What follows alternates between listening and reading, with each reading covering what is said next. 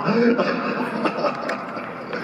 right, look, let me tell you a small, yet not insignificant story in my life. I hate parties, I'm really bad at it. I sort of slouch away into a corner and hide. And Chris Nolan is equally terrible at parties. So the two of us slouch into little corners, right? And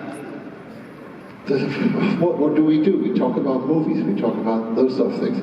And I remember being I can't even remember what the party was about, but I remember Chris saying to me, he sort of looked at me in the middle of a conversation, and he said, if he were to write me a letter, and in this letter, it would just be a fable, it would be something, it would be nothing related to a movie, it would just be a story.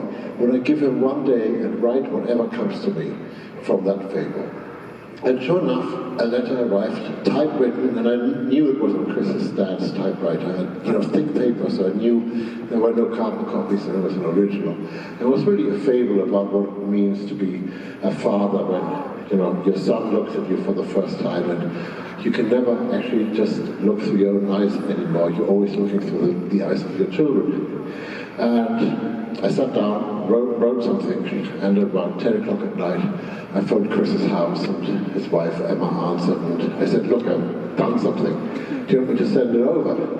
And she said, oh, Chris has been really antsy all day. Can you just come by and hear it? I said, sure. So he came down, sat down on the couch. I played it for him, this tiny little fragment of a piece, which was just a love letter to my son, really.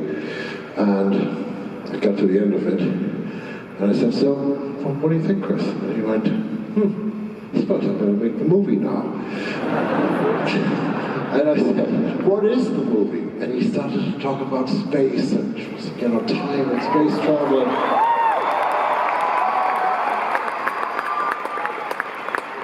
There's no point in getting to the end of the story because you already know. And really, look, I'll get to the point really fast, okay? So I said to her, but I just written this really fragile little piece, And he goes, yes, but I now know where the heart of the movie is. And that became, as you know, Interstellar.